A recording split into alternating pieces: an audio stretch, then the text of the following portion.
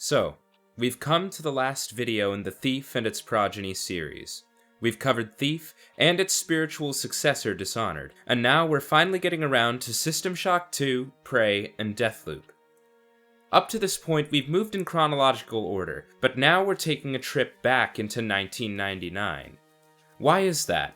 Well, as this video's title suggests, the release of System Shock 2 marks a sort of fork in the immersive sim family tree. When I initially conceptualized this video, I was grouping these specific games together because they were science fiction influenced titles in the immersive sim lineage that featured gunplay. What I didn't realize before having played all of these games is that they're actually far more of a piece with one another than I had ever expected. While Thief and System Shock 2 are strongly related to one another, the titles that follow in System Shock 2's lineage that we'll be discussing here today, particularly Prey, are strikingly similar to that game in the way that Dishonored was to Thief. During this video's early production, I had been afraid that because this video wasn't discussing a specific series, it would feel more disjointed than my previous work. That was proven to be a non-issue in my research playthroughs of each of these titles, precisely because of their obvious and strong mechanical, narrative, and thematic family resemblance. In a way, the lineage of System Shock 2 to Deathloop is the exact opposite of the design lineage that Thief and Dishonored shared. Thief was a series of highly focused titles that committed to stealth above all else as the only viable gameplay approach, and slowly the series and its spiritual successors broadened the player's freedom of approach to the point where Dishonored 2 was one of the most adaptable game experiences I've ever had. In contrast, System Shock 2 is the game that I would argue codified the immersive sim subgenre, and from there, its lineage slowly streamlined and modernized to the point where Deathloop is no longer even part of the immersive sim subgenre, having become much more of a shooter with immersive sim level design, akin to BioShock. That's not to say that this is a bad thing. The titles that follow System Shock 2 improve upon its formula vastly, and I'd honestly argue that Prey perfects it. All of these titles succeed at what they were trying to do. It's just an interesting inversion of the ways in which Thief and Dishonored are related. As I've said in my previous two videos on this series, my goal is for this video to stand on its own. I've tried to provide enough context in the script that anyone coming across it will be able to understand it. That said, this video is the conclusion of a three-part series. I'll make reference to the games that I've discussed in the previous two videos, particularly when talking about System Shock 2, since that game is intrinsically related to Thief the Dark Project. If you want the full, intended experience, I'd strongly recommend engaging with my previous two videos first. That said, if you don't have time to listen to what will likely be either 4.5 or 5 hours of content by the time I'm done with this script, feel free to engage with only this video and come back for the other two later. The sun's setting on Thief and Dishonored. Let's loop back to 1999 and see what happens when we follow a different path.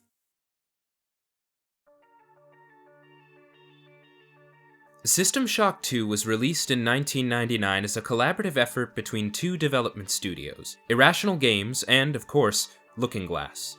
Development for System Shock 2 actually began shortly after Thief the Dark Project in 1997, so the work that was done on Thief heavily inspired the development of System Shock 2. You can see it as easily as just looking at the screen. System Shock 2 uses the Dark Engine from Thief, and so despite the fact that the two games take place in very different worlds and environments, they still feel very much of a piece with one another visually. In fact, the Dark Engine lends itself better than one might even expect to System Shock 2, not because of the gameplay design, but rather because of the atmospheric design. Unlike Thief, System Shock 2 doesn't have a focus on stealth. Instead, the game's focus is on survival horror aesthetics, which is reinforced heavily by the ability of the Dark Engine to create contrasting lighting and ambient sound. The Dark Engine has a particular affinity for light and shadow, something that was used to great gameplay effect in Thief, where darkness was a shroud that could protect Garrett from the guards. The sounds of the guards moving through the halls and their clanging footsteps was a tool for you to keep track of your prey. In Thief, you learn to love the shadows, feel safe in them because of their specific gameplay utility. In System Shock 2, the atmospheric and gameplay utilities of the Dark Engine's shadows and sound capabilities have been directly reversed. System Shock 2 is far more action-oriented than Thief, and so there's no need to sneak per se, but there's certainly a need to spook. The game is rooted firmly in survival horror conventions, which means that you'll always be struggling for resources, and you'll always be in a somewhat dire state. Your Space Marine is fragile, much like Garrett was, and so you're always going to be at least a little bit antsy about what's around the next corner. This is the fundamental source of tension in survival horror games, and so the game uses the Dark Engine to exacerbate that tension. The metallic corridors of the Von Braun and Rickenbacker are full of pitch-black corners where enemies can ambush you, so you won't always see them coming before it's too late. Now when you hear the scream of an enemy, it's not a way of keeping track of them, it's a way of making you jump out of your skin because you didn't notice them. Just like was the case with Thief, this sensory manipulation is extremely effective. It's interesting to see those game design principles applied to different creative priorities. And System Shock 2 does have very different creative priorities. It comes across in the setting, obviously swapping the medieval dark fantasy setting of the city for a hyper science fiction setting, but it's also in the gameplay. System Shock 2 leans very heavily into its RPG elements, to the extent that I would say that it's more of an RPG than it is an action game. Combat, while in real time, will often boil down to what's essentially a turn-based interaction. The goal is that your DPS is higher than the enemy's DPS, and you can kill them in fewer animations than they can kill you. There's the added aspect of dodging and aiming, which is where the action elements come in, but by and large, your stats and inventory management are going to matter a lot more to your success than your ability to run and gun. Even one enemy is a lethal threat in System Shock 2, and facing more than 2 or 3 at a time is almost straight up suicide, so you need to pace yourself and pick them off in more manageable groups. This degree of resistance is persistent across the entire runtime of the game as well. There's a very deliberate subversion of the typical RPG difficulty curve. Most RPGs get considerably easier the further you go on, and the more your character develops. System Shock 2, however, is not a pure RPG. It's also part action game and part survival horror. In order for a survival horror title to keep its tension strong, the player can never be allowed to amass a level of strength that fully eclipses the enemies. Once that happens, the survival horror tension is dissipated. The hunted has become the hunter. System Shock 2, in order to preserve its survival horror atmosphere, consistently ratchets up the difficulty by adding greater numbers and new varieties of enemies. Just when you're starting to get comfortable with the character you've created around the end of the third deck, the game immediately introduces these cyborg ninjas, as well as several varieties of alien parasite pods that massively spike the difficulty and keep you on the back foot. Then, as you begin to get accustomed to that level of difficulty, it spikes again when you enter the body of the many. There's an interesting gameplay goal here, trying to keep the player on their toes and preserve that feeling of survival horror tension, but it comes at a cost. System Shock 2, from beginning to end, is just brutally, brutally difficult, to the point where I was simply not having fun anymore on certain decks. Particularly the Operations deck difficulty spike was just absolutely brutal. The addition of the cyborg assassins feels damn near unfair, especially if you're flat-footed resource-wise. I found myself having to reload saves constantly because the fuckers just kept spawn camping me when I would come out of the deck's respawn point. They're tanks, they're fast, and they hit like fucking trucks. All this to say that sometimes System Shock 2 made me want to tear my hair out because it's just so difficult to the point of almost being unfair. This happens with the security alarms as well. Instead of simply sending enemies present in the level to attack you, tripping a camera alarm will actually cause the level to spawn a constant stream of new enemies that know exactly where you are, and this will eat through pretty much all of your resources if you want to survive. Survival horror is threading a difficult needle when it comes to the balance between player empowerment and disempowerment. While most modern games lean too far into player empowerment, System Shock 2, I would argue, leans too hard in the other direction. So far, I've been talking about System Shock 2 as a survival horror title, which is integral to the title's identity, but I've alluded several times before that I consider System Shock 2 to be the game that both codified and popularized the immersive sim subgenre. This is because the game leverages its RPG elements to provide the player a considerable amount of mechanical freedom, far more than is present in Thief. We're given freedom of approach based upon how you design your character. That freedom of approach isn't perfect for a few reasons, but it is present where in Thief it wasn't. System Shock 2 presents that freedom primarily through its RPG elements. You're given and find items called cyber modules that function as skill points throughout your exploration of the Von Braun and the Rickenbacker. Invest a given number of cyber modules, and you'll eventually be able to buy different skills across 4 major trees: stats, weapons, tech, and psi. While players may be very limited in terms of their skill set at the start of the game, they'll always accrue enough cyber modules over time that they can both solidify a build and branch out into supplemental skill sets. Characters can be both highly specialized and very broad in their skills, depending on how you decide to invest your cyber mods. It's possible, given proper investment, to build a character any way you please. For example, my character was primarily an engineer, spec'd into standard weaponry, with some light psi investment towards the endgame.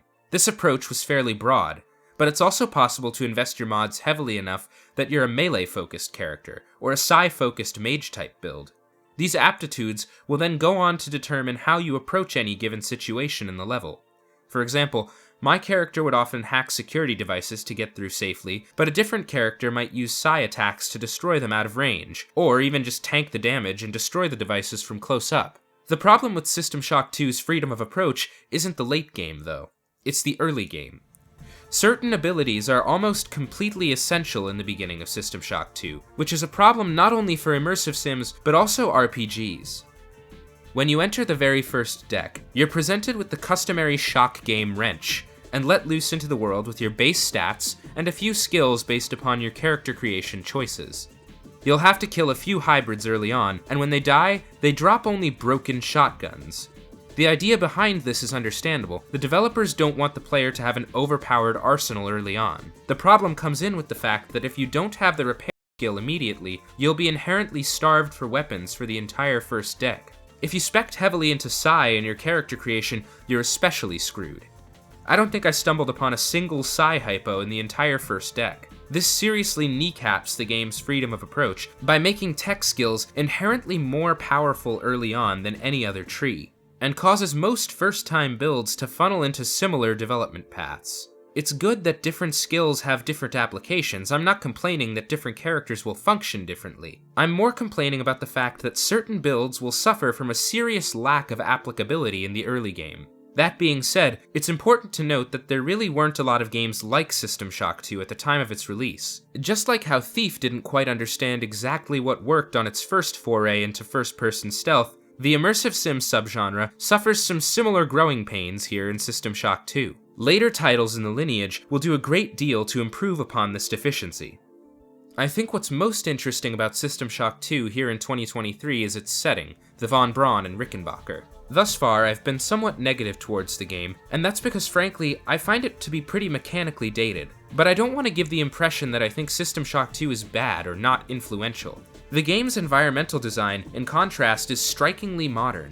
I talked in my Thief video about how the best levels of Thief were always the ones that were lived-in spaces. System Shock 2's environment takes what was amazing about the best levels in those classic Thief games and expands them on a much larger scale. Instead of saying, I want this level to be a real lived-in space, System Shock 2 says, I want to make this ship a real lived-in space. The entirety of the Von Braun feels like it's one cohesive unit, and there's barely any time where the player isn't in control of their character once they break out of their stasis pod. Certainly, each deck does feel like a discrete level where you move from one to the next via an elevator, but there's actually nothing to stop you from backtracking to earlier decks if you want to, and there's even some points where you have to. All of the decks share common visual design elements and pieces of iconography like the replicator machines, upgrade stations, and the Xerxes terminal that give the different decks a strong sense of cohesion. Small touches like this make it feel like the Von Braun is one gigantic Thief level rather than a series of separate ones. This feeling of actually exploring a real spaceship with real people who lived on it is the most influential thing about System Shock 2 by far. Games for years afterwards, from BioShock to Dead Space to yes, Prey, have been replicating System Shock 2's style of environmental design with striking fidelity to what was first presented in 1999 because that design is already damn near perfect. This interconnected style of level design is the main thing that differentiates System Shock 2's style of immersive sim design from Thief's style. It's the flashpoint that marks the fork in the family tree. System Shock 2 also tells its entire story non-linearly through the use of exploration. Audio logs are now a common element in games, but in 1999 their application in System Shock 2 was revolutionary. Audio logs, when used well in games, are an excellent tool, and System Shock 2 leverages them to the fullest.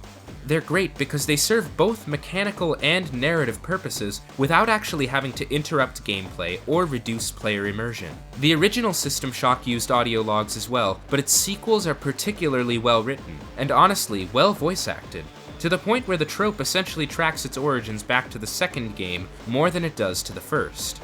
In finding the logs in System Shock 2, players can piece together the entire story of what happened on the Von Braun, as well as finding clues as to how to accomplish their goals in the level. The audio logs of System Shock 2 allow the game to provide players diegetic clues and story details in a way that's harder to miss than the text-based format. Sometimes, when playing Thief, you might get sloppy, miss a critical line of text in a given book or note, and be lost not knowing what to do.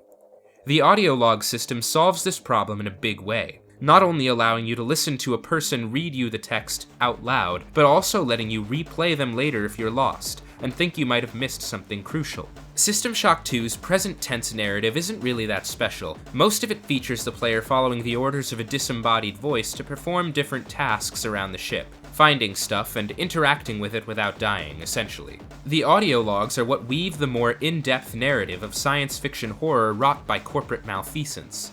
If you take the time to listen, it'll quickly become apparent that the Tri-Optimum advertisement that plays as the opening cutscene is not an accurate depiction of the Von Braun. The Von Braun in reality is a rickety junk heap held together by staples and chewed gum that all the engineers seem to agree was rushed into service before it was ready. In fact, corporate greed is the only reason why the annelid worms were brought onto the Von Braun in the first place. The captains of both ships get infected in their scramble to receive the acclaim and monetary rewards that discovering alien life would bring them, before they actually took the time to fully understand it. You don't need the audio logs to tell you that the world of System Shock 2 is a corporate hellscape. You just have to observe places like the crew decks. I think this message from Xerxes is my favorite example of it. This is Xerxes.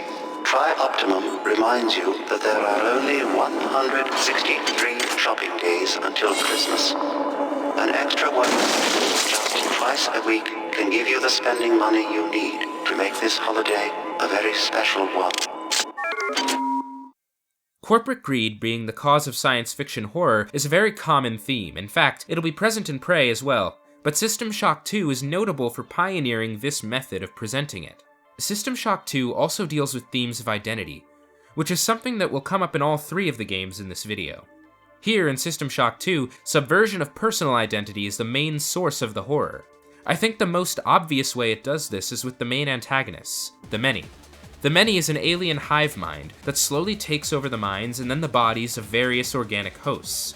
Throughout Captain Korechkin's audio logs, you can slowly watch his identity be completely subverted by the Many, until he eventually incorporates himself with the alien biomass completely. This can be seen through the narratives of several other characters as well. I think losing one's individual identity is one of the most fundamental human fears, but as System Shock 2 points out, group identity is also something that attracts us. It's implied that the Many is able to psychologically manipulate the people of the Von Braun easily because they've become so alienated by the reality of their late-stage capitalist world. The horror of the Many comes from the complete supplanting of the individual identity with a forced group identity. It's not malevolent, it just wants you to experience the wonder of the unity. After all, you could never possibly understand the glory of the Many. Subversion of identity also plays into System Shock 2's big twist. I think the big twist has been spoiled 6 ways from Sunday for most people, but in case you need it, this is your spoiler warning. When you reach Deck 4, it's revealed that Dr. Polito, who was guiding you the whole game up to this point, is actually Shodan, System Shock's iconic malevolent AI. The moment itself is awesome, even when it's not a surprise. Shodan's monologue is iconic to this day for a reason. The Polito form is dead, insect. Are you afraid? The voice performance and sound effects are all top-notch, and they really capture the feeling of a malevolent AI.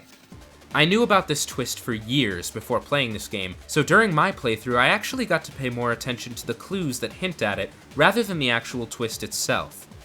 You can find audio logs of Polito before the incident, and she seems to be a fairly kind person, which contrasts vastly with Shodan's imitation of her. The twist shocked players in 1999 because it pulled the rug out from under the only character in the game that seemed to be a trustworthy navigator. I think BioShock wound up doing it better later, with more interesting thematic ramifications, but here in System Shock 2, it's still very effective, and it's all the more relevant in the modern era, where AI replicating humans has already become a reality. There's something viscerally uncomfortable to me about the idea of my own identity being stolen and replicated after my death, or even before it. The only way Shodan shoots wide of the mark is that AI won't even need to malevolently attack us. It'll just slowly replace us as it becomes more capable than we could ever be. So now that I've finally played System Shock 2, is it one of my favorite games ever? Well, in the immortal words of the game's protagonist, nah. The game is just a bit too clunky for my tastes. There's a lot of issues with the way the game approaches build diversity, and some of the later sections of the game are just so punishingly difficult that it was honestly hard for me to have fun with them. As I discussed with Thief, there's a reason why some aspects of the game design of the 90s have been streamlined out of modern games. Classic games like System Shock 2 have a lot of charm, and they were way ahead of their time in many ways. But oftentimes, their obtuse design and lack of optimization quickly reminds you why things have become so streamlined today. It's a great game, and as I said with Thief, most of my favorites wouldn't exist today without it. I just prefer the versions that'll come later down the line. Versions like Prey.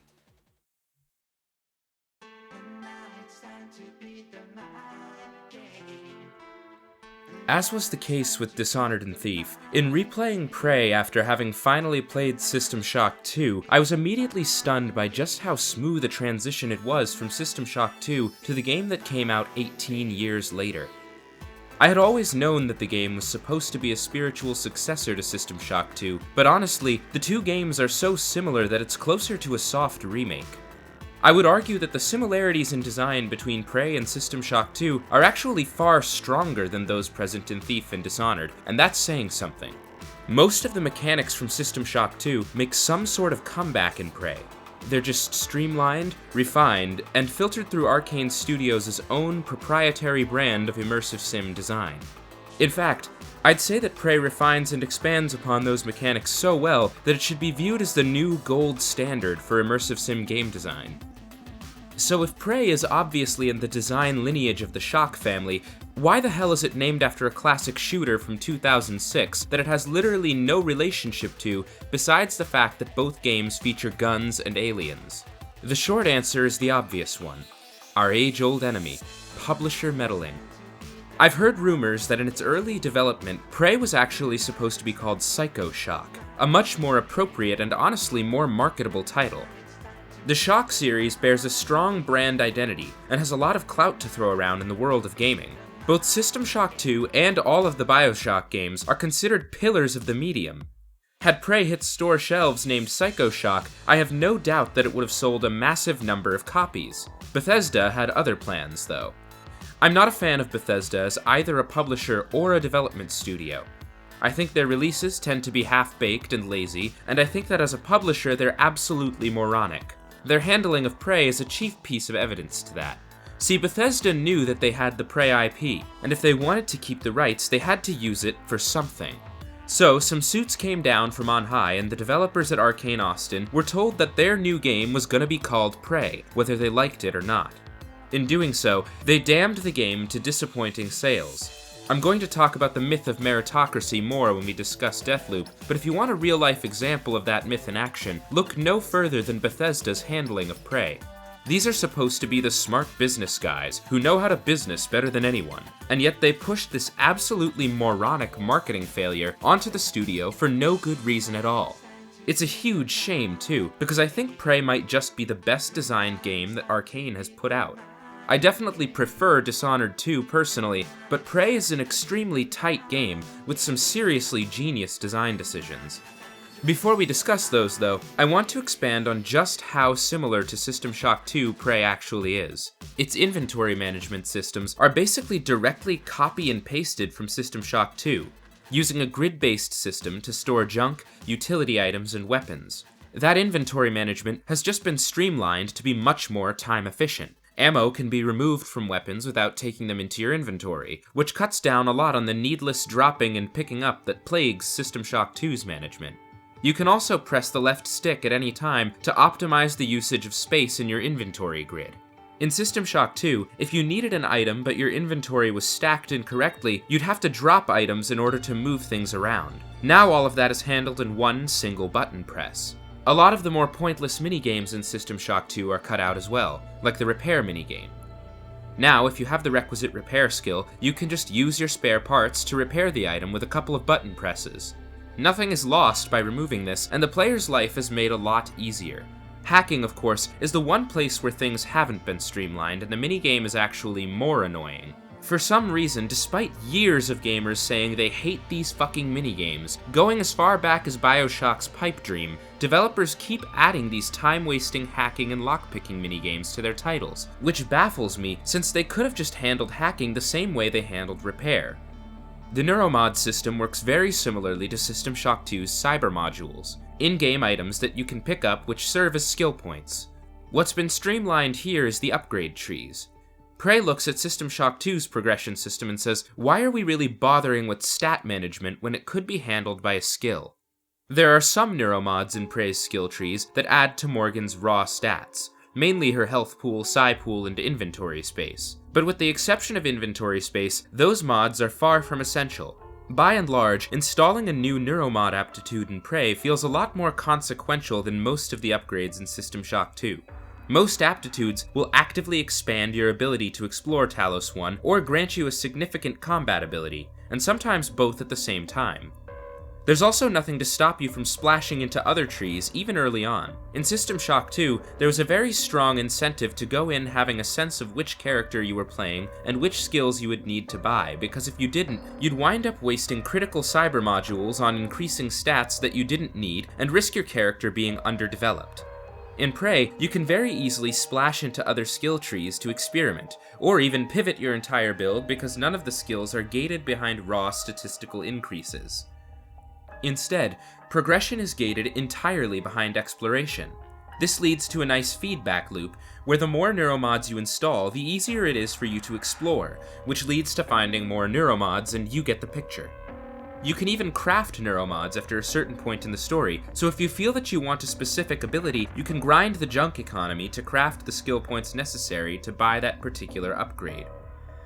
That's one of the things that differentiates Prey from System Shock 2, its approach to resource distribution.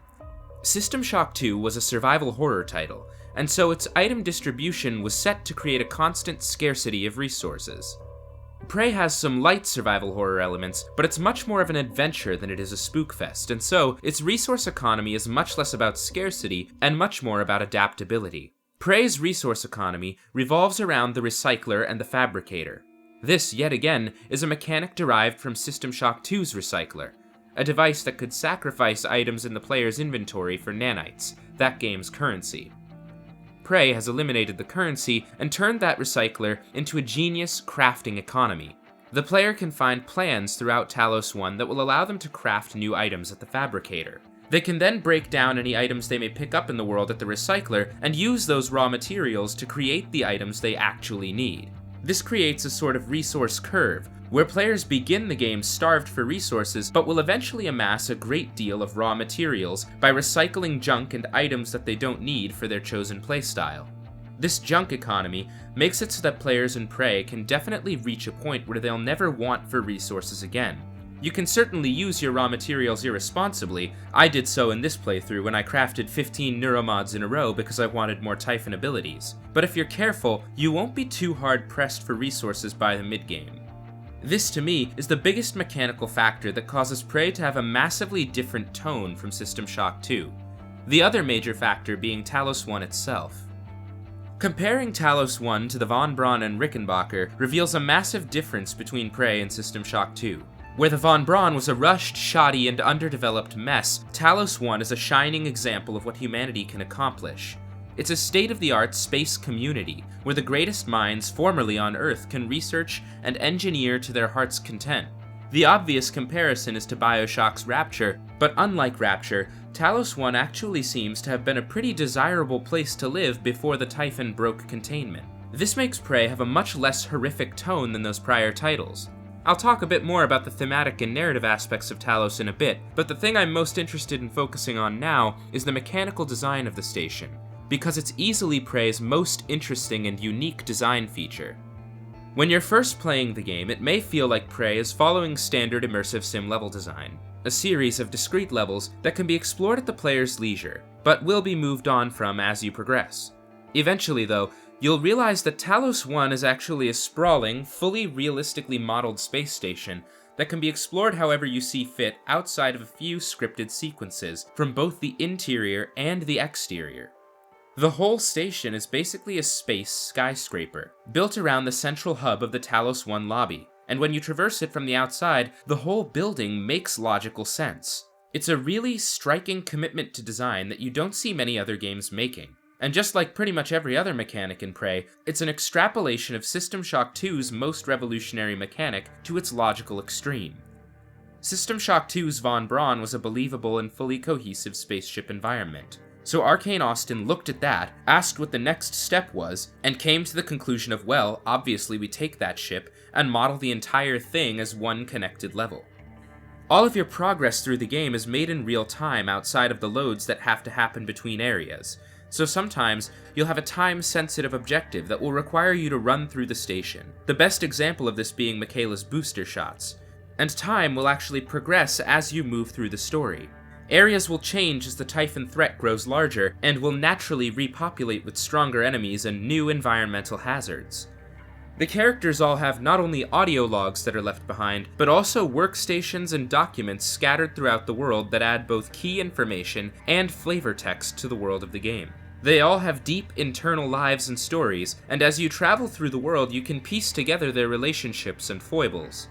This is another mechanic directly adapted from System Shock 2, but here the amount of extra information is even more granular and more detailed. The vast majority of the audio logs on Talos 1 are flavor text that just serves to flesh out who the different characters aboard the station were and are. Every single member of Talos' staff has a name and an ID bracelet that can be activated from one of the game's numerous security stations.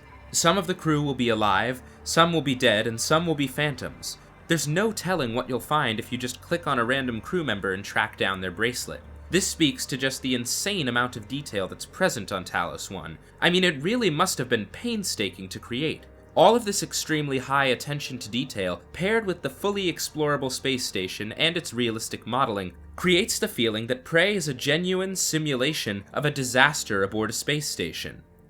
This is why Prey being a marketing failure is such a tragedy. All of this effort and love was put into crafting every fine, minute detail of Talos 1, and so few people got to see it compared to Arcane's other titles. I still personally prefer Dishonored 2, but Talos 1 alone is one of the most well-designed elements in a game from the last 10 years, and I feel like I never hear anybody talk about it because Prey didn't sell as well as Bethesda had hoped. Talos, in conjunction with its narrative structure in the Neuromod system, is also a part of how Prey provides its freedom of approach that slots it into the immersive sim subgenre. From moment one, every single stumbling block that Morgan faces in Prey is possible to circumvent in multiple ways. Every single piece of equipment in her inventory features both combat and exploratory uses, and most Neuromod aptitudes contribute to her ability to traverse the station.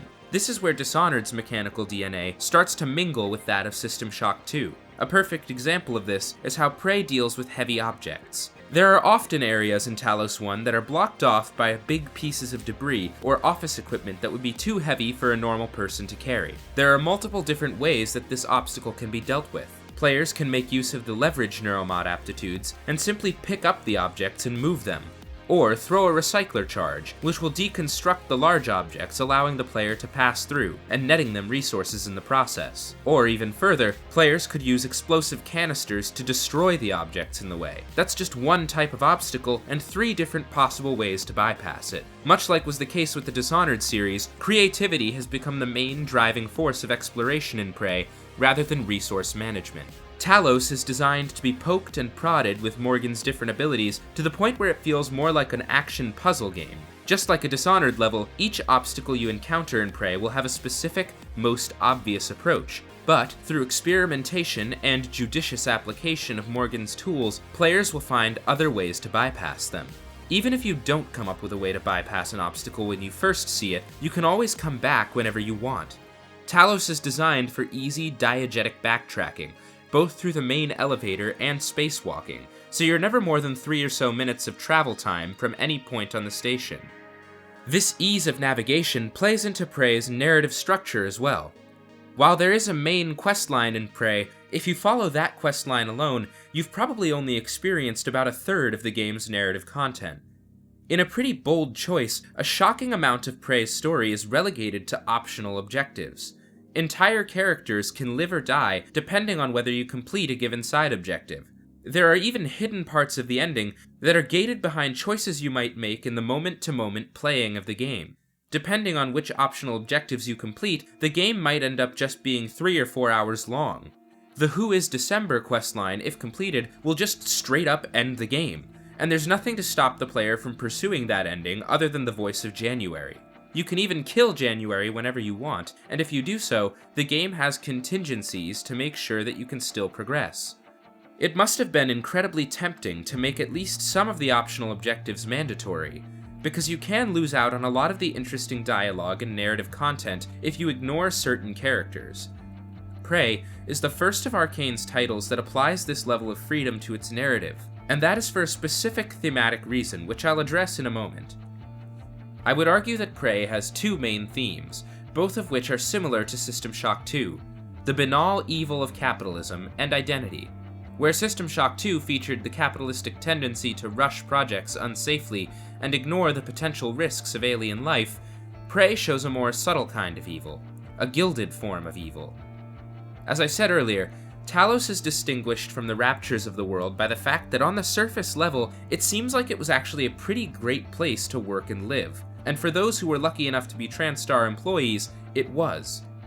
Despite how pretty the station might look, however, there's always a sinister truth that's just a hair's width underneath the company-approved sheen.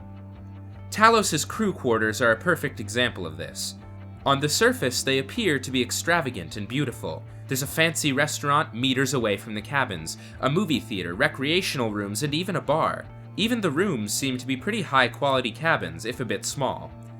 Then you delve just a little bit deeper into the area and find the so-called habitation pods, wherein dozens of TranStar employees are crammed together in tiny little pods that don't even have enough room for you to sit up in, let alone live.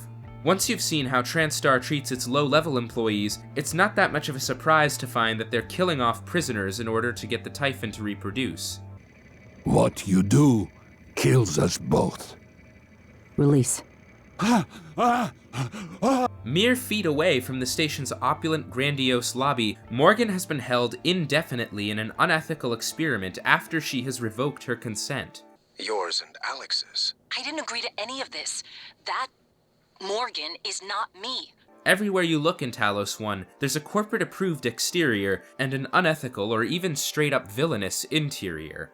That aforementioned unethical experiment is at the core of Prey's main theme, that being identity. Prey is very interested in what makes us who we are, and how easily that can vary depending on our experiences. The core conceit of the game is a sort of variation on the ship of Theseus. If a Morgan Yu has all of her constituent parts replaced, is she still the same person? Prey answers this question with a pretty emphatic no in a few different ways. There's the obvious, that being the fact that, at one time, Morgan agreed to subject herself to the neuromod experiments that we find her in at the beginning of the game. And by the time the Typhon broke containment, there are at least 2 versions of her that have revoked her consent to participate in those experiments, January and December. Then, underneath just that distinction between the original Morgan, January, and December, the 3 are also distinct from each other in their motives. One is looking to destroy the station to protect the Earth, and the other simply trying to escape. That's already at least 3 Morgans, and the game only seems to suggest that there are more iterations, not fewer. The vast majority of the game involves Morgan tracking her own past selves around the station. Both January and Alex frequently comment on the fact that Morgan is no longer the person she was when she first boarded Talos 1. And the worst part? It isn't losing the station or the tech. It's you. I lost my sister. You don't have to take their word for it either. You can just listen to the different Morgans' own words.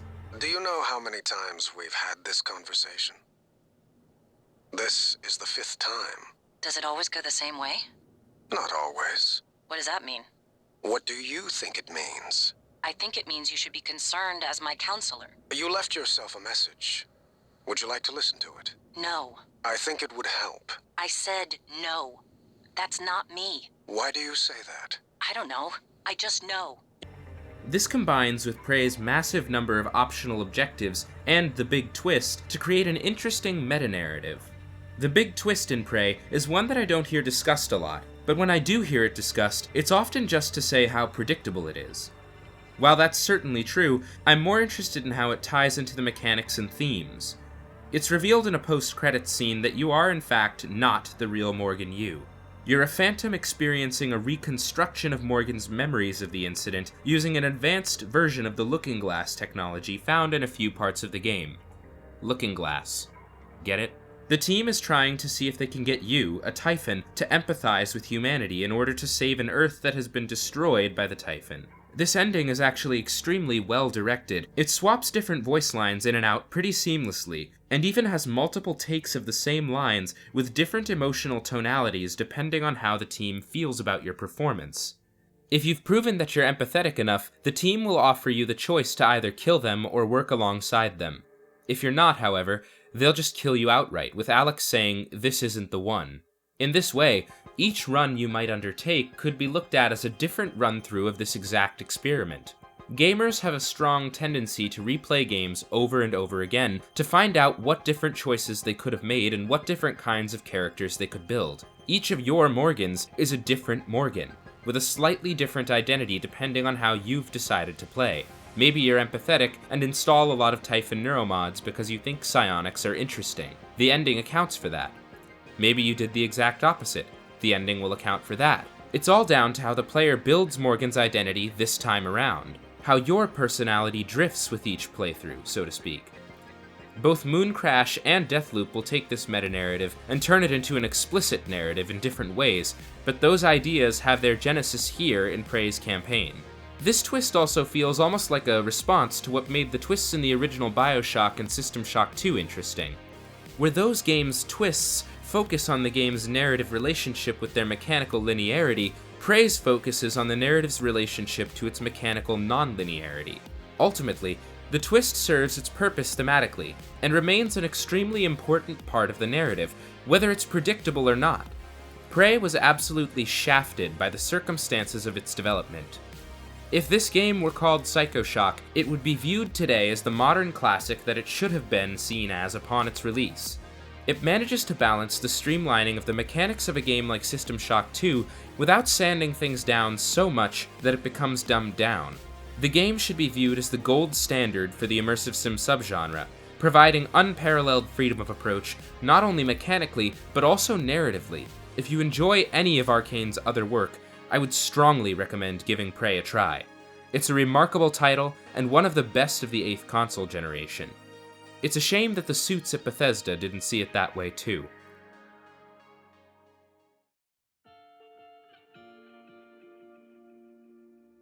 I never hear anyone talk about Prey Mooncrash, ever. It's a piece of content that I don't think I've heard discussed even one time, which is remarkable considering how important it is as a transitional fossil from the Dishonored series and Prey to Deathloop. It's also remarkable considering the fact that, as a DLC, it's quite enjoyable. Mooncrash's primary gameplay loop will be replicated almost exactly in Deathloop. You play as Peter, a Chasma Corporation indentured servant and industrial spy, who in turn plays as 5 separate characters in a simulation trying to escape Transstar's Pythias moonbase during its own Typhon outbreak, which took place around the same time as the one on Talos 1.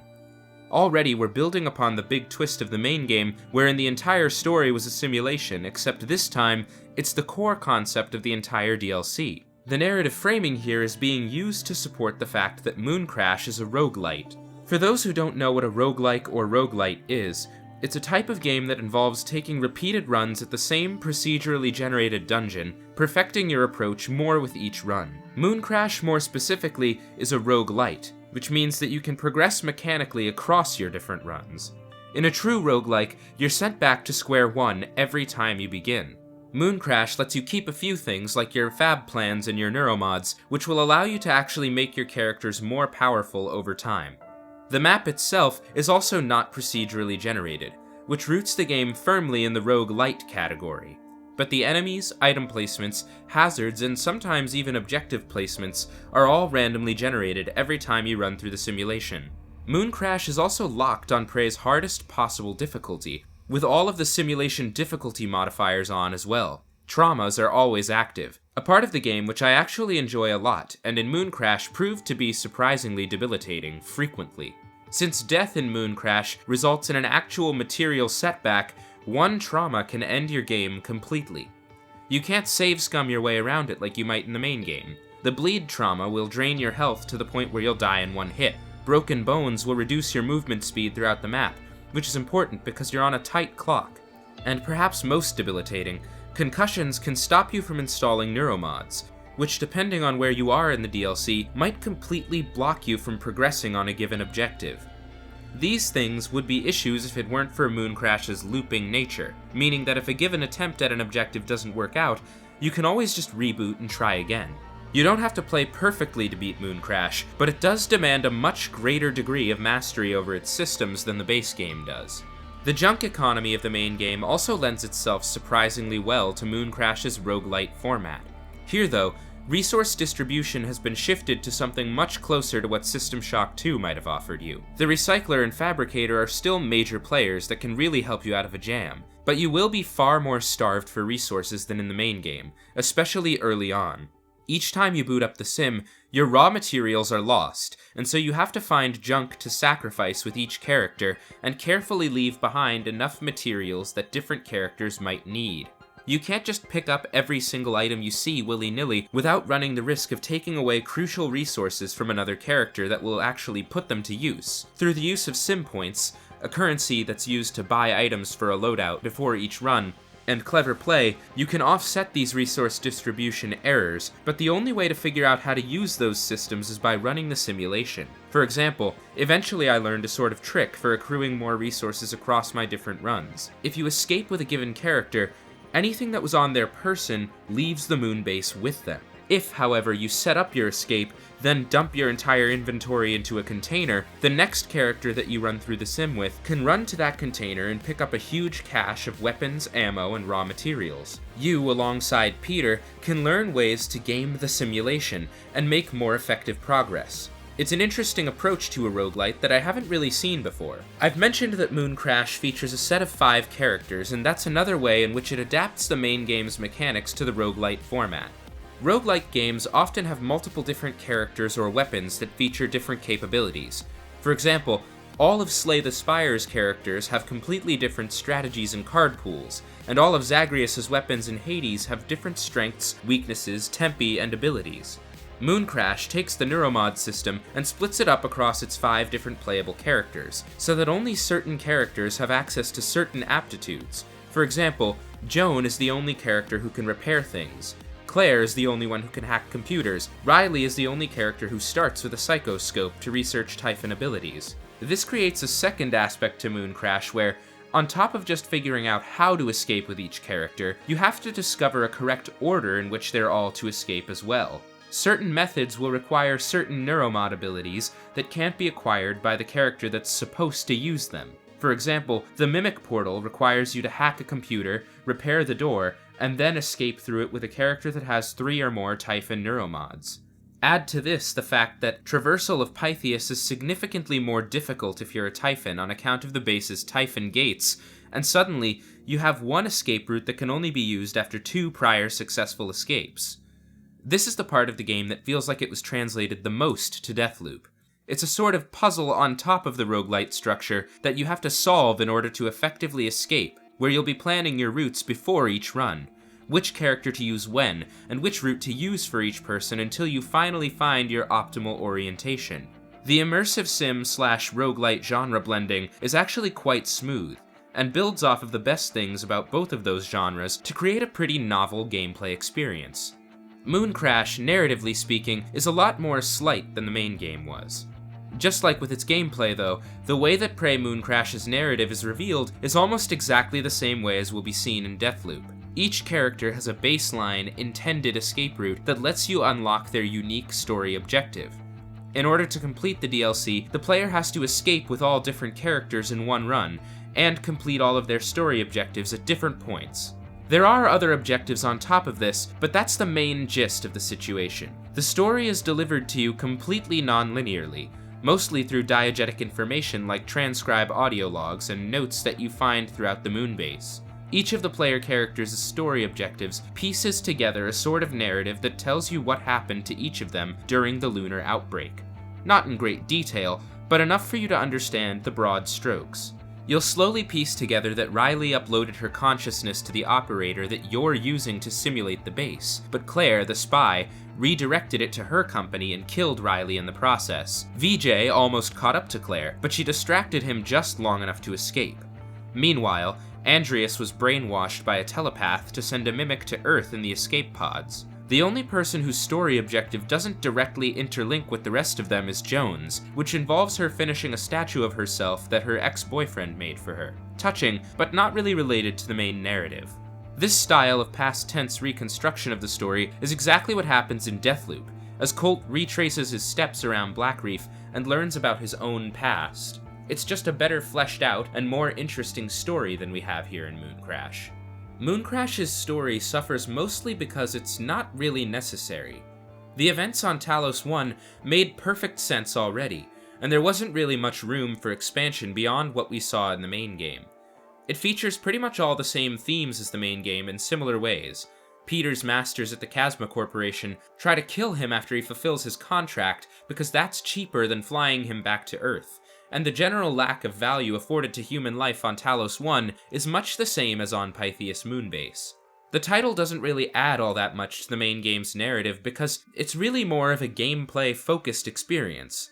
I can't really think of any major reveals that recontextualized or changed how I thought about anything that happened in the main game. It's more of a little side story built around its more interesting gameplay concept. The most I think Mooncrash adds to the narrative is a possible concrete way that the first full-size Typhon got to Earth. There's a scene at the end of the game that suggests that a mimic made its way onto the shuttle that Peter used to escape the moon and get back to his family. What Mooncrash really amounts to, for the most part, is flavor text. If you were interested by Transtar, Chasma, and the ruthless corporate-controlled futurism of the main game's world, then Pythias Moonbase provides you with another environment where you can see more of that universe. You get to see what it's like for humans being controlled by Typhon telepaths, see how people copy their consciousness into operators, understand how Talos gets its raw materials, but nothing so thematically interesting as the main game's human ship of Theseus. Mooncrash, while not as high quality a piece of content as something like Knife of Dunwall or Brigmore Witches, still presents an interesting piece of genre-blending game design. I know that the fan reaction to the DLC is divisive, but I really don't understand why. Certainly the narrative is flimsier than that of the main game, but the narrative of Mooncrash isn't really the point. It's bottom-up design, just like Dishonored 2. In fact, it's probably a more clear-cut example of that particular design approach. The narrative of Mooncrash isn't the important part of the experience, and it's not the part that has lasting ramifications after the title is over. Ultimately, it's the gameplay experience of the title that matters, and it is quite solid. The only real problem I have with it is the fact that it ends. For some odd reason, once you complete all of Peter's Chasma orders, the game ends completely, and you can't go back to the sim without starting from square one on a new save file. Why on earth this decision was made for the DLC that literally serves as a way to loop the gameplay of Prey over and over again, I have no idea. But that gameplay is interesting and enjoyable enough that I'll likely go back and give it another shot. If you haven't checked out Mooncrash, you really should. It's a highly underrated piece of arcane content, and it's very illuminating when you go on to play Deathloop.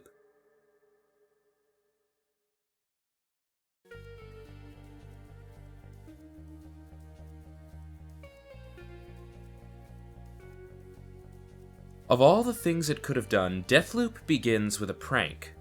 After Colt wakes up on the beach of Blackreef for the first time and begins finding his tools, he walks out into a series of tunnels that will serve as his escape route for the entirety of the game. The door out into the world is locked, but Colt is greeted with one of the glowing yellow hallucinatory texts that will litter the game world. "You know the code," it says, somewhat leadingly. I instantly ran over to the door and punched in 0451, only to be greeted with rejection and a trophy called "Old Habits Die Hard." I chuckled and instantly understood the purpose of this prank. While it may seem innocuous, this change of the first door code is sending a message to the player. Deathloop is not in the immersive sim subgenre. I would say that it's crossed the line and become a shooter with immersive sim level design, akin to BioShock. More than anything else though, Deathloop's gameplay feels like a mixture between Prey Mooncrash, Doom Eternal, and, what I expected least of all, Dark Souls. I'll explain what makes me name all of these influences. Prey Mooncrash is Deathloop's most obvious gameplay influence. When I heard of Deathloop's announcement, my immediate thought was, oh, it's a full game based on Prey Mooncrash. All of the things that went into the design of that DLC are adapted almost directly into Deathloop. It's weird because, as I said, I've never even heard anyone talk about Mooncrash in the discussion of Deathloop, but there's no world wherein Deathloop exists without the Mooncrash DLC. Deathloop adapts not only the looping, roguelike gameplay of Mooncrash, but also the retro-futuristic style of Talos 1 and Pythias Moonbase. Those two space stations were heavily inspired by 1960s stylistic conventions.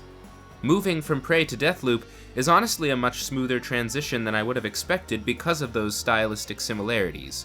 Certainly, Deathloop is far more tongue-in-cheek than Prey, but the two games' 60s sci-fi aesthetics are very similar. Residuum Infusion is basically a more permanent version of Prey Mooncrash's sim points, a currency that you can expend to keep your different tools between loops. Residuum allows Deathloop to keep looping over and over again, but still allows the player to have a feeling of progression rather than trial and error. You're faced at the end of each day, especially in the early game, with a choice, where you can often only infuse 2 or 3 pieces of equipment among the 30 or 40 you'll have collected throughout the day, and have to choose the ones you like the most to keep. This makes it so you wind up growing sort of attached to certain pieces of equipment. My explosive shotgun, which I claimed from Juliana early on in the game, stuck with me as my close-range weapon for pretty much my entire run, and at a certain point, even when I had started to discover better weapons, I never wanted to switch it out because it had become such a core part of my Colt's particular loadout. The way the story is revealed in Deathloop also brings to mind Prey Mooncrash. Colt, like Peter in that DLC, is piecing together the narrative after the fact. He's learning the story of Blackreef, the Horizon program, and the Visionaries through the materials they've left behind in the world, and often non-linearly. In this way, it's adapting the immersive sim level design priorities of not only Prey, but also Dishonored and every other game in that subgenre, creating a real, lived-in world that tells the story through the in-universe information that's been left behind. Deathloop's 16 levels are also all freeform and can be explored however you like, just like in an immersive sim game. Where Deathloop diverges from that subgenre is in regards to freedom of approach, which I'll discuss more in a moment. What makes me name Doom Eternal as a gameplay influence is a few things. Firstly, ammunition counts. Doom Eternal severely limits the player's ammunition in order to incentivize a run-and-gun playstyle, a cycle where you have to be constantly killing enemies in order to refill your ammo. Deathloop's weapons all have slightly larger ammo counts than those in Doom Eternal, but the resource scarcity is certainly there. You always have to keep killing enemies and moving about the battlefield to keep your supplies replenished. The second thing that brings to mind Doom Eternal is the movement, particularly with the shift slab. At first glance, shift is identical to blink from Dishonored, but there is a difference there. In the Dishonored games, blink always had a sort of heaviness or deliberateness to it. Shift feels much lighter, faster, and more chaotic.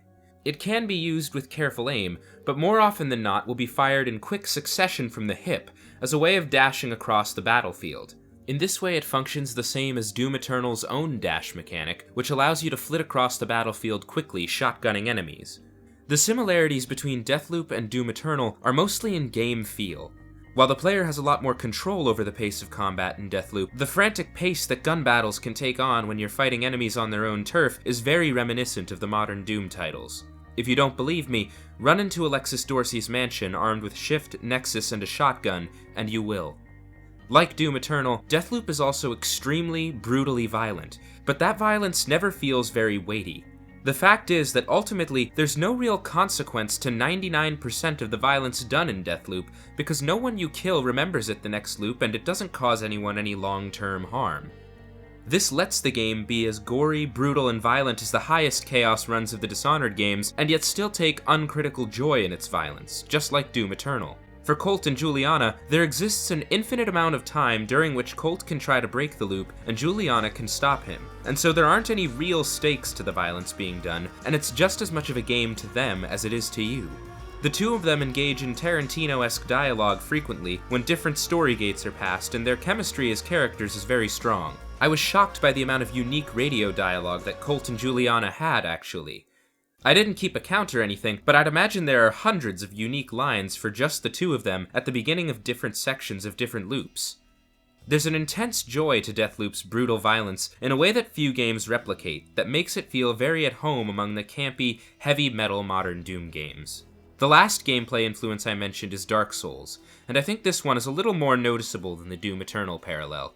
Deathloop directly adapts a few mechanics from Dark Souls, most specifically invasions and the way it handles death. One of Deathloop's core mechanics is Juliana invasions.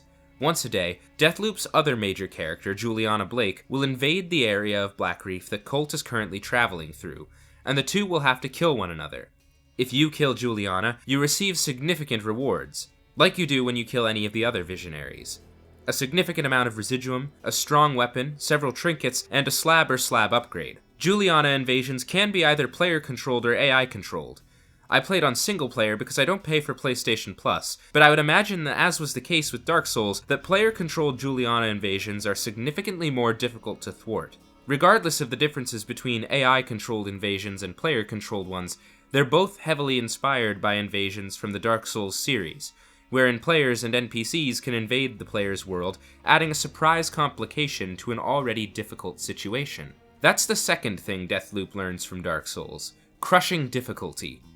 Deathloop is deliberately very difficult, though in a slightly different way from Dark Souls. Colt is very fragile throughout the game. A few shots without healing and he'll be dead, much like in Dark Souls where 2 or 3 hits is usually enough to kill you. The pacing of both games' combat is extremely different. Dark Souls is much slower and more focused on one-on-one combat, where Deathloop is about massive combat encounters with frenetic pacing. But the player's fragility is a constant, as is the way you overcome the game's difficulty. Both Deathloop and Dark Souls are built around memorizing a given level, memorizing the ways in which encounters can play out, and then being able to execute the level perfectly. There's a level of muscle memory you start to develop the more you loop, just like in Dark Souls, where the more you die, the more you memorize enemy attack patterns and which paths to take. The final major gameplay and narrative cue that Deathloop takes from Dark Souls comes from the way it handles death and immortality. In Deathloop, when the player dies, they drop all of their residuum wherever they were killed. They then have to make their way back to their body and reabsorb that residuum. If they die 3 times in a level, then all of it, and their uninfused equipment, is gone, just like how dropping souls works in Dark Souls. The state of the Eon program during the events of the game is also very similar to the idea of hollowing from Dark Souls. Dark Souls centers around the idea that when people are alive for too long, they lose their purpose in life and eventually become nothing but mad hollows, shells of their former selves who have nothing left but aggressive instinct. Thematically speaking, if the player gave up on playing the game, their character is implied to have gone hollow. Deathloop handles it in a similar way. For some reason, only Colt and Juliana can remember every loop. Everyone else forgets because the human mind isn't meant to handle eternity. Eventually, if there isn't a reason for you to keep remembering, you go hollow. The days blending together so much that you just forget them all and live in a literal loop. The only reason why Colt and Juliana retain their memories is their respective single-minded focuses of breaking and protecting the loop. Their constant game of cat and mouse keeps them entertained enough that they don't lose their minds like everyone else on the island. Juliana mentions that Colt actually does start to lose his memory sometimes if he loses hope of breaking the loop, so she kills him particularly violently to shock him into remembering again. If you, the player, were to give up on trying to break the loop, thematically speaking, that is Colt losing his focus and forgetting everything again. I said earlier that Deathloop doesn't fit into the immersive sim subgenre because it lacks the quality of freedom of approach. When discussing it in my last video, I mentioned that BioShock is fundamentally a shooter. You can use other gameplay elements like plasmids and gene tonics to supplement the core gameplay, but what it always boils down to is shooting your way out. Deathloop is the same way. You can approach a combat encounter with stealth initially, but there's almost no way, especially in the larger encounters like Alexis's party, that you'll be able to clear an encounter without being spotted. If you tried to use a melee build, you would die. Colt is much too fragile and far too outnumbered to kill off all of the enemies with just his machete. If you want to break the loop, you're gonna have to shoot your way out. While it's not part of the immersive sim subgenre, Deathloop still bears some strong similarities to System Shock 2 and Prey. I knew coming into this video that System Shock 2 and Prey would feel very much of a piece with one another, but I wasn't expecting Deathloop to fit into that design lineage nearly as well as it actually does. System Shock and Prey's security systems like cameras and turrets are still here, but the RPG elements that would have required players to invest in hacking skills have been streamlined out in favor of the hack-a-majig, that simply has a range and time requirement to hack any of the devices on Blackreef. A fitting change to suit Deathloop's much faster-paced and action-focused gameplay. Where the design lineage of immersive sims that came before it really shines through in Deathloop, though, is in its level design. Each of Blackreef's 4 zones are designed to be their own unique and real location. The complex is where Wenji and Igor perform their research and serves as the island's power plant.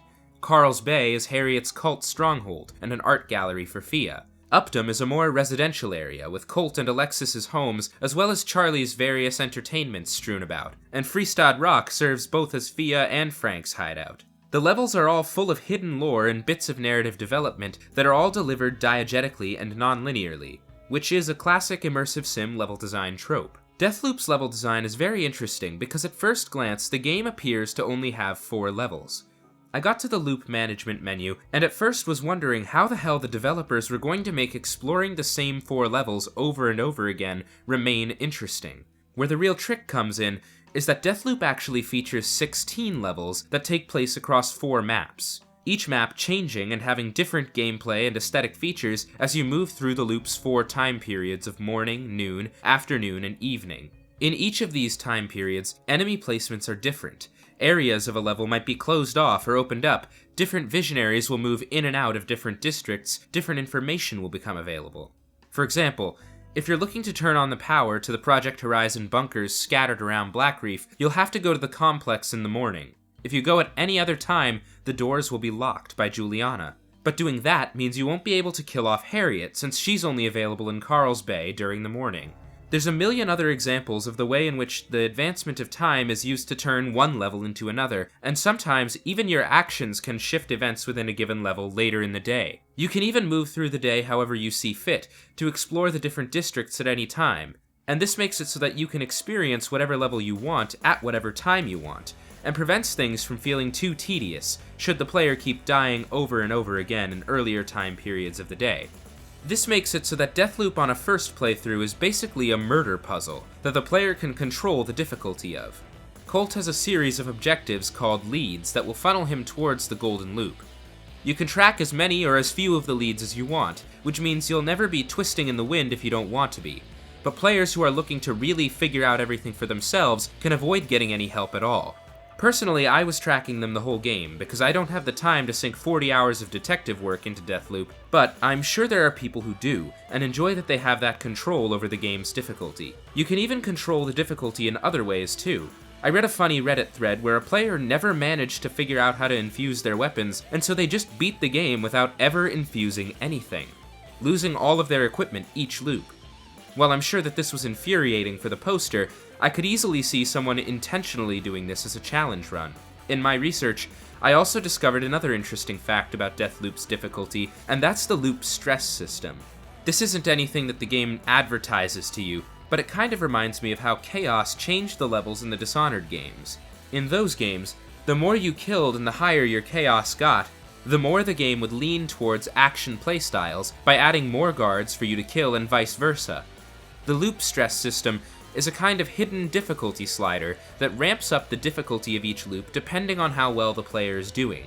If you aren't dying and are making your way through the early parts of the day, flawlessly killing the visionaries, later parts of the day will become more difficult by increasing the likelihood of invasions, the quality of gear and level of aggression that your enemies have, and more.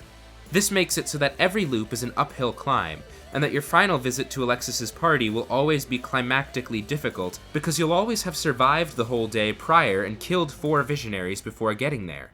It's a great example of granular and fluid difficulty adjustment, to the point that I didn't even know it existed before it was pointed out to me.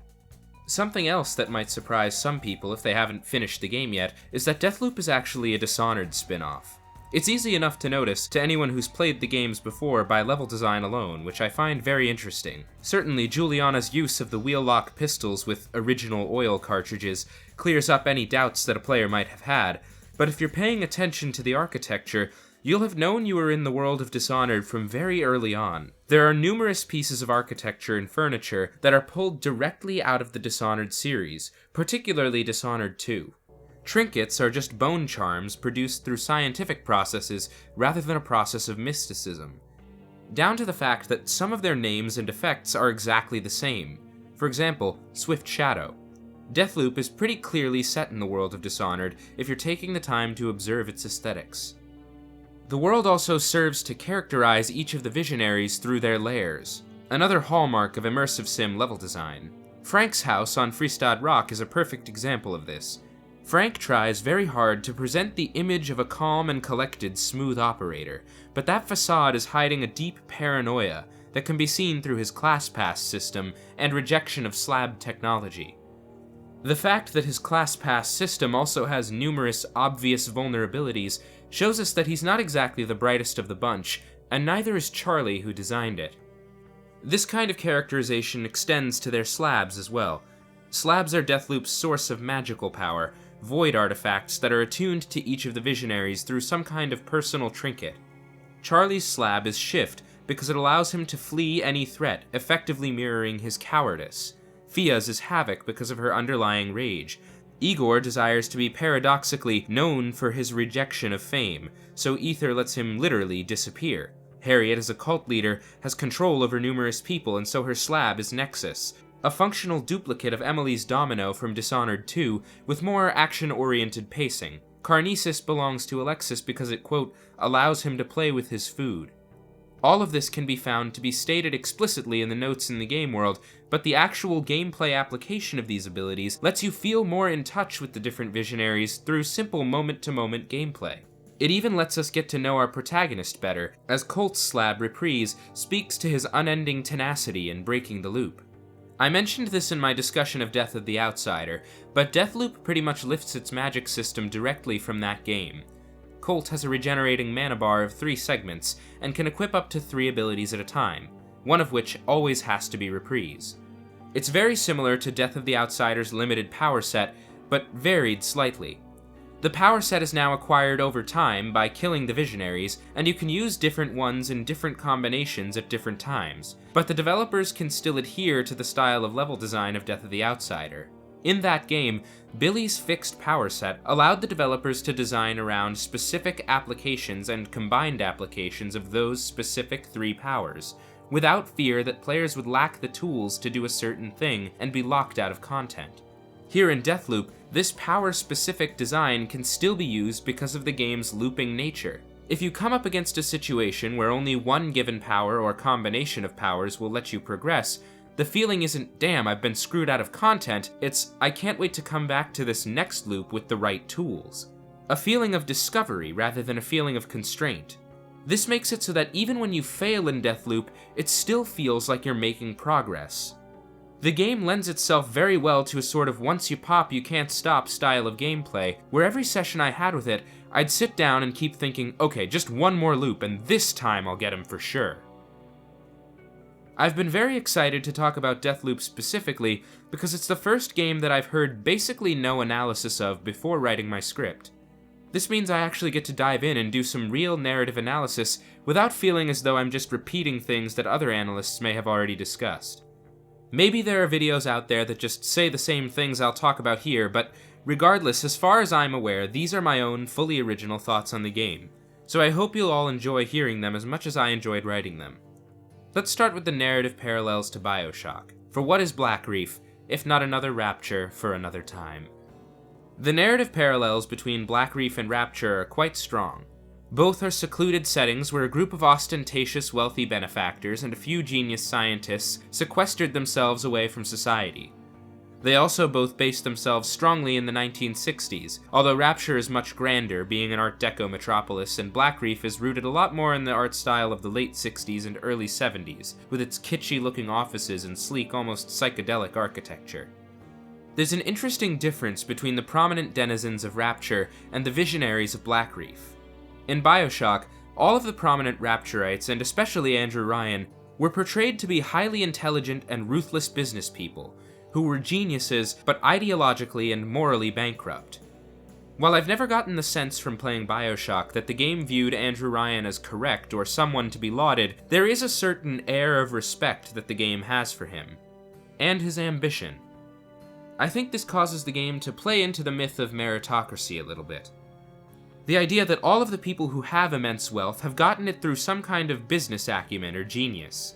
The real grifters in Rapture, like Frank Fontaine, are the exception, not the rule. Deathloop, in contrast, is much more scathing in its critique of the visionaries, and I think one of its biggest themes is this critique of the myth of meritocracy. With very few exceptions, the visionaries of Blackreef are all revealed through the materials you can find about them in the world to be dumb, pathetic, megalomaniacal, and obsessed with their own superiority over the general public. It's visible in the way they refer to themselves alone, calling themselves visionaries. The only people in the Eon program who have anything at all to do with the actual science of creating and upholding the loop are Igor Serling and Wenji Evans. Yet Alexis, Frank, Fia, and Charlie still take up this mantle and hold themselves up above the rest of Blackreef society, despite the fact that they have basically no meaningful part in the creation and maintenance of the loop. Each of the visionaries has their own interesting quirks and personal failings, so I want to take some time to discuss each of them. I think the two best examples of Deathloop critiquing the myth of meritocracy are Fia Zborowska and Alexis Dorsey.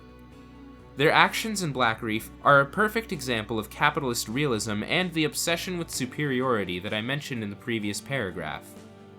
Consider this.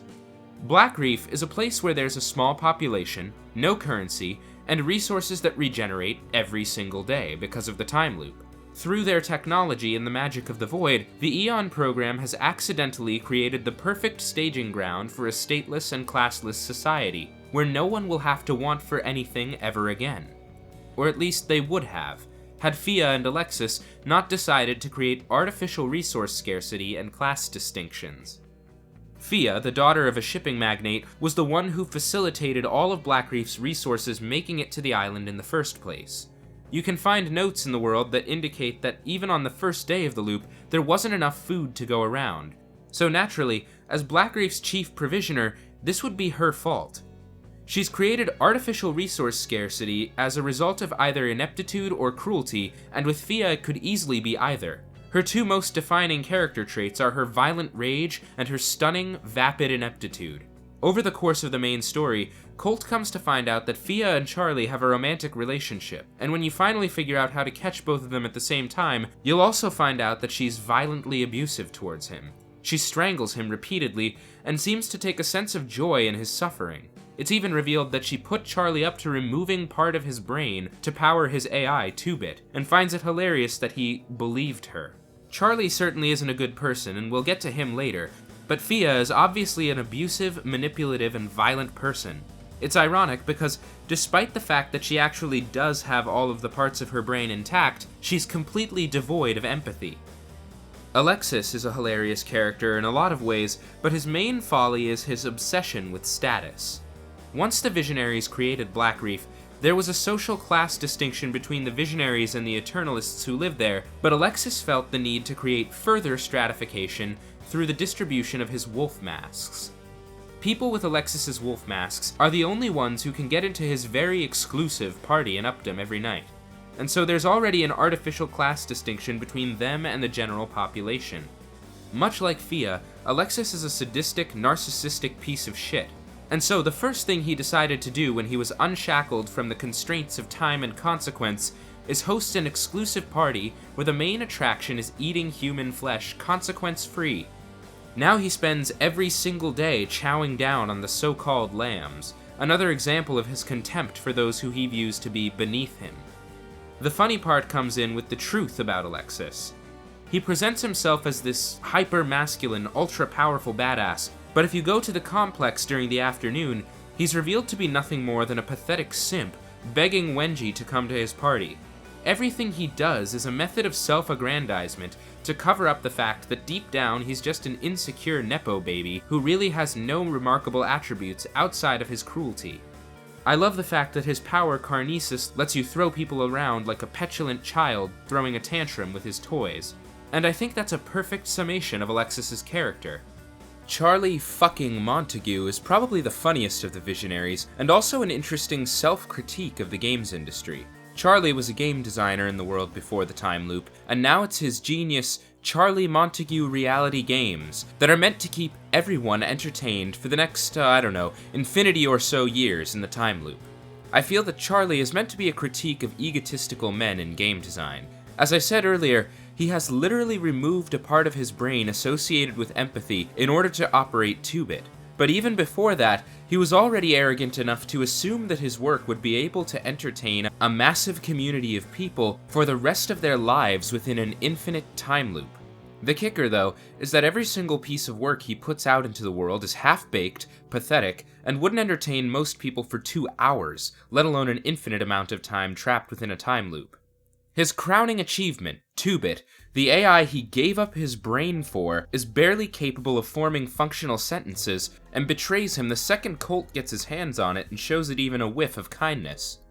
Just like was the case with Thea and Alexis, his self-aggrandizement isn't based on some kind of unique mastery of his given skill set. It's based on a simple need to cover up how pathetic and insecure he is. When you get to his room, you find a bunch of doctored audio clips of the other Visionaries complimenting Charlie and validating him. It's honestly kind of sad, but not so sad that it isn't absolutely fucking hilarious. Harriet is probably my least favorite of the Visionaries. There isn't much I find to be interesting about her other than the fact that she runs a death cult.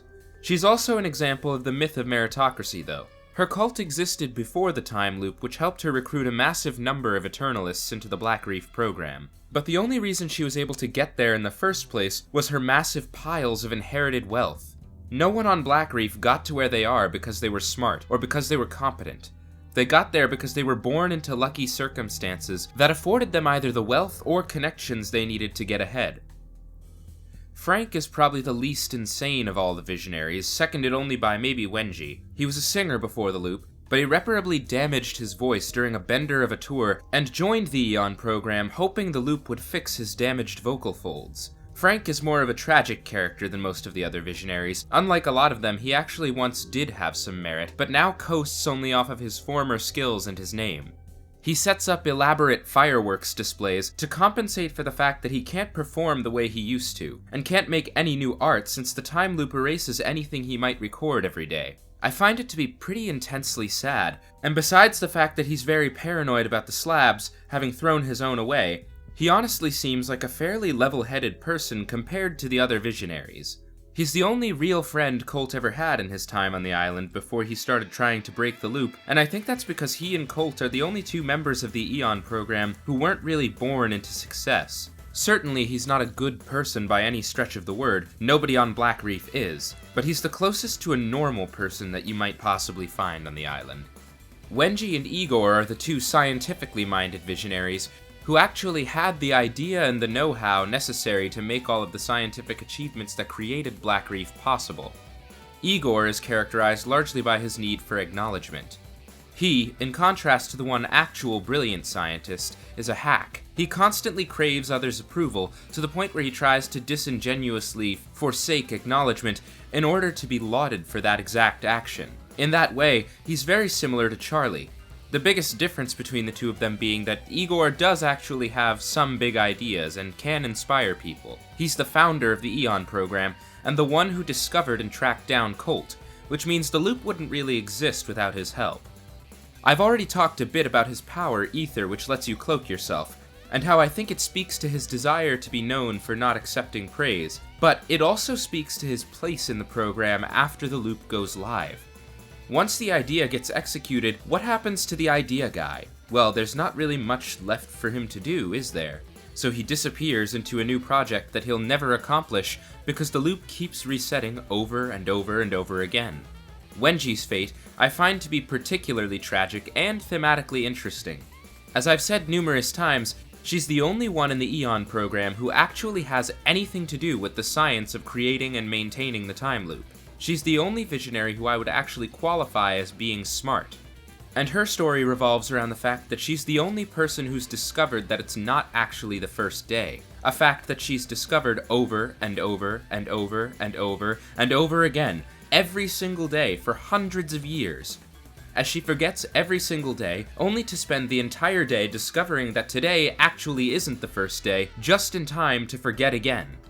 Of all the visionaries, she's the only one that has any degree of actual genius, and she's punished for it with this looping hell. Her work was taken by the Aeon program, all of the other visionaries took credit for it, and then she was thrown aside. I also think it's interesting that Wenji is the only one of the visionaries who doesn't have a slab at all. Perhaps to suggest that all of the other visionaries needed to have something that makes them special, whereas Wenji already was, simply through her scientific expertise and skills.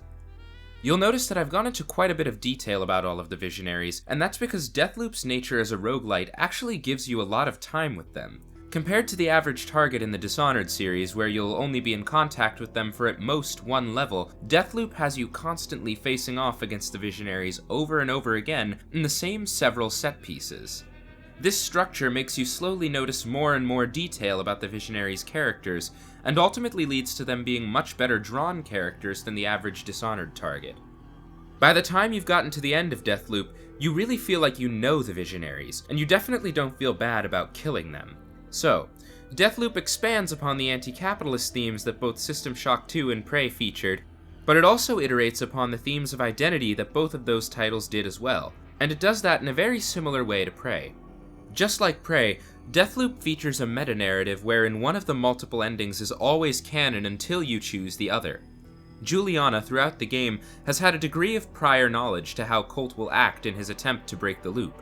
When you reach the core of the loop, Juliana sits down with you, offering you one of those dueling pistols I mentioned so long ago. It's implied that she and Colt have had this exact conversation many times already, and it always ends the same way, with Colt accepting the loop, and walking away to enjoy the eternal carnage with his daughter. There is one factor that Juliana hasn't accounted for, though, that being Colt's shifting identity. We see through the temporal anomalies that feature different versions of Colt popping up at different times in the story that Colt, just like Morgan Yu, has been many different people at many different times. His personality is shifting dramatically based only upon slight variations in each new incarnation. In this way, Deathloop takes advantage of almost the exact same meta-narrative as Prey. Colt has come to the core numerous times, and every single time Juliana has been able to talk him down, over and over again, until at some point, she isn't. Every time you end a run by letting the loop reset and joining Juliana, Colt eventually goes on to lose his memory again, until Juliana violently murders him to jog his memory, and then he wakes up on the beach ready to try to break the loop again. The loop has gone on so long that there's a second time loop within the initial time loop. Just like Prey's meta-narrative, this doesn't canonize every playthrough that you might have, but it does explicitly canonize every one that opts for the preserve the loop ending, which is very interesting. It also speaks to the fact that even small changes in our experiences can result in us becoming wildly different people. This is why, despite the fact that Deathloop seems to bear only a very surface-level resemblance to Prey and System Shock 2, I think that the games do belong together in this retrospective. There's a very clear thematic and narrative family tree here. Deathloop's story features a lot of elements that are basically the same as Prey's. Our protagonist is an amnesiac, who's been reliving the same day over and over again, only to break that loop, and begin to resist circumstances that they had a hand in creating in the first place.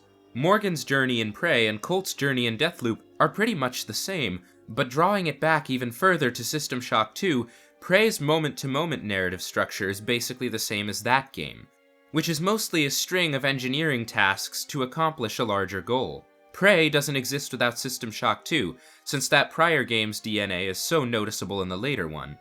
And further, Deathloop's narrative is obviously thoroughly inspired by that of Prey. The three games are inextricably linked, despite the fact that they may appear not to be. The Machine Mother's bloodline runs strong, even today.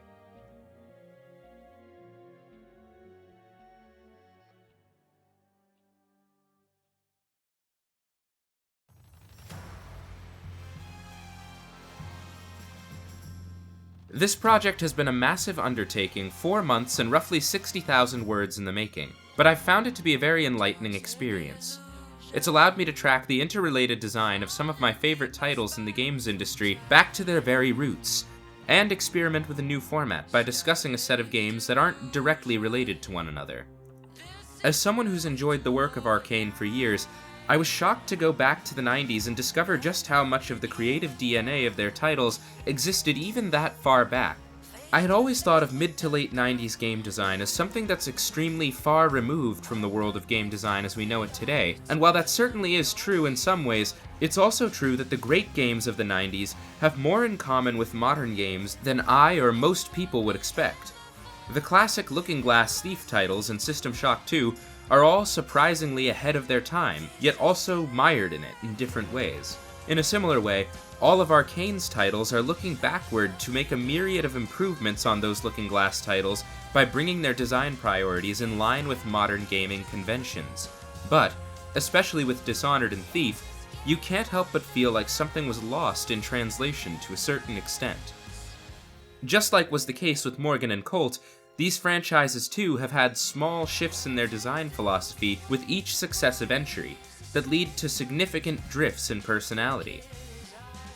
I hope this series has been as interesting to all of you as it has been to me. Throughout this project, I've wondered frequently if I was capturing enough of the picture to do this broader analysis justice. I debated at different times whether to include System Shock 1, or Arx Fatalis, or Dark Messiah, and ultimately elected to stay with my original plan. This project has served as a reminder to me that every work of art that's created has to be inspired by something. Even Thief and System Shock 2, the progenitors of the design priorities that we've been discussing these past few months, were in turn inspired by something that came before them. You can dissect them and analyze their relationships to one another, but at a certain point, you have to stop the chain.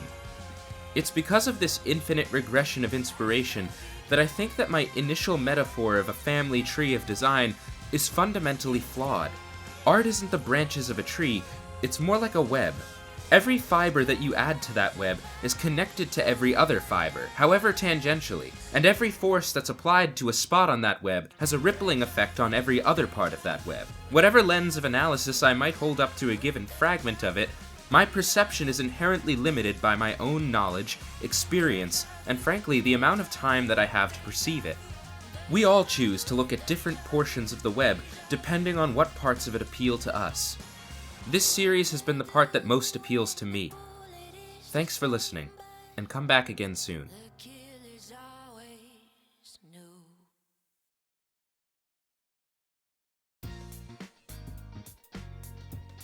Thank you so much for listening to the final chapter in the Thief and its Progeny series. I apologize for the wait. February wound up being an even busier month than I expected it to for me. Even with the extension that I gave myself, I didn't quite have enough time to talk about everything I had hoped to, but at a certain point this video just had to get released. I hope that you've all enjoyed this series as it's gone along. I also want to give a huge thank you to friend of the show, Monty Xander, for giving the Dishonored video a shout out on his Twitter. If you're listening, a huge thank you to you for doing that. I love your work and it's made my year to have you take a look at mine. And of course, thanks most of all to you, dear listeners. Though there are very few of you, your views, likes, and comments are what keep this going and let me know that there are actually some people out there enjoying my work, which thrills me to no end. If you're a new viewer for this video, I hope that you'll consider subscribing and coming back in the future. I have a very exciting video planned next, so I hope you'll come back when we'll be discussing The Last of Us, pastiche, postmodernism, and passive media adaptation. Thanks again, and catch you later.